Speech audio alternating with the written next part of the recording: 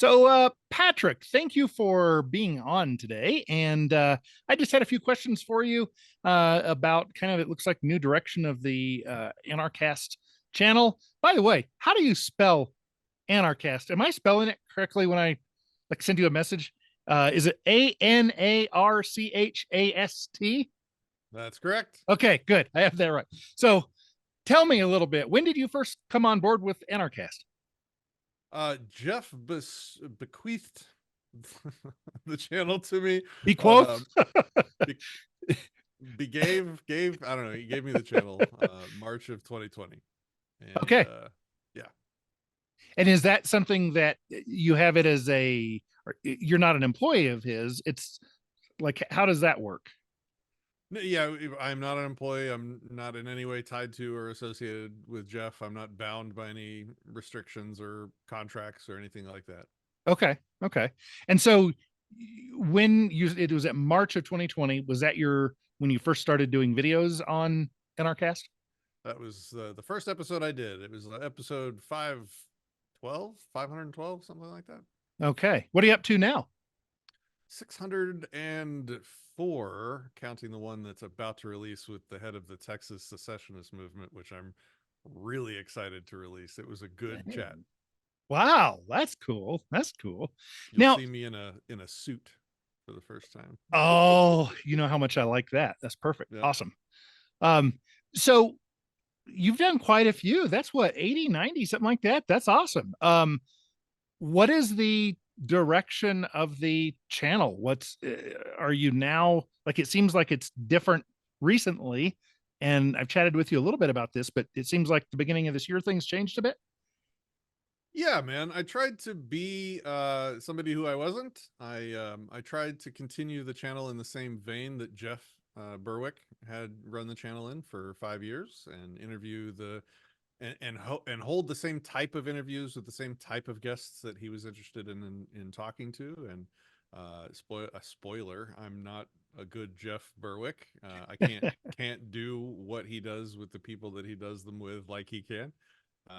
And so I should have probably seen this going in. I should just be myself and talk to people the way I enjoy talking to people, and that has always worked for me. I should be the person that Jeff looked at and said, "Huh, this guy's a good guy to give the channel to," rather than try and be somebody that I'm not. So that's the new direction. After several years of sort of trying and failing, we're gonna start over from scratch and do what I do best. Good for you. That reminds me, and we've talked about this before, but Carl Watner, who passed away a couple years ago, had the Voluntarist, the longest running libertarian newsletter. And another gentleman and he left us as trustees for the estate, or for the, not for his whole estate, just for his liberty activism, his voluntarism. And I would ask him questions as he was on his deathbed with cancer. I would say, "So what do you want me to do? Do you want me to blah, blah, blah?" He'd say, "It's up to you. You do what, you do you, essentially. You go out. The reason you were selected and this other person ahead of me," he says, "the reason you guys are selected is because I trust you and I think you guys will be great to carry it on." And so it seems like a similar thing. If I was still trying to be Carl Watner, well, I don't have enough IQ points. And just a different style and everything. So I think that's cool that you are being yourself and going forward like that. So what are some of the things you mentioned recently in a show? I'm not sure if it was one I was on, but it was street epistemology. Hmm. Tell me a little bit, what is street epistemology? Because it seemed to me that that's almost how you run your shows normally. Only with certain guests that I have disagreement on. Like if it's some kind of fundamental deep disagreement, then I think studying the person's epistemology is a fantastic way to get to the bottom of why they believe what they believe and where the disagreement might be. The word epistemology merely means uh, it's the study of how you come to know things. How do you find knowledge? Not about the truth or falsehood of the knowledge. It's how do you know? And that's a far less offensive way to hold a conversation with somebody than walking up to them and being, well, like, that's not true. Here's the truth. And they're going to respond by saying, oh, no, no, That's stupid. Here's the truth. Like you're arguing conclusions instead of how they got there. Why do you believe that? What led you to believe that thing? What gives you confidence that that thing is true? What, if removed, would reduce your confidence that that thing is true? Like, that's where you can really find truth with people. I'm using it on myself. There's a particular thing that I have. I'm not going to mention because it would make one of those little boxes show up below the window here that tells you the real truth. Right. So I'm not going to mention it right now. But there's something that I have believed for many, many, many years, and now I'm using street epistemology, not on other people, but on myself, and saying, okay, what are the fair questions to ask myself? And one of the big things is if I'm going to use some .gov evidence for something, then it is only fair that I ask myself, do you trust everything the government says? No. Well, why do you choose to believe their statistics about the number of robberies in a particular state? If you're going to believe that, so then it's a very fair question. Hey, myself, how do I decide which piece of evidence from a source who I don't trust? How am I going to decide which one I trust and which one I don't? I haven't come up with a good conclusion. So I love that methodology. It's brilliant.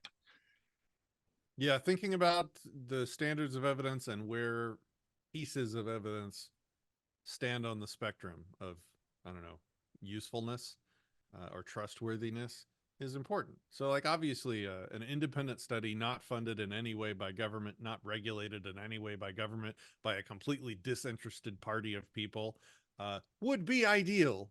Uh, Barring that, which we don't have for pretty much anything, we have to really guard our beliefs and say, okay, this study was funded tangentially by government paid employees, a government grant to a public institution to a private institution that paid for the study. Okay, well, we got to watch out for that. This could be self-serving politicians. It could be self-serving educators in college institutions. It could be self-serving pharmaceutical executives. Like, this is reality. There is no one-shot answer to be able to say, well, you can trust this source.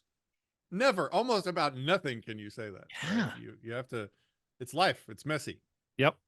Even if it's a well-intentioned person trying to tell the truth, maybe they're wrong. Like that's how I feel about myself about a lot of the stuff I say is I'm pretty sure of this, but maybe I'm wrong. Who knows? That's a very real possibility. So You have the real the I think the best way to think of things like this is they have the capacity for accuracy. That's that's how I think about a lot of this stuff. Yes, they might be biased, but you know what? If something is biased, it can still say true things.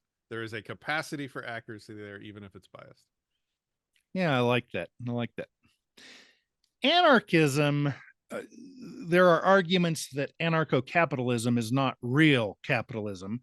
And then, of course, those of us who are more on the anarcho-capital, or I'm sorry, there are arguments that anarcho-capitalism is not real anarchism.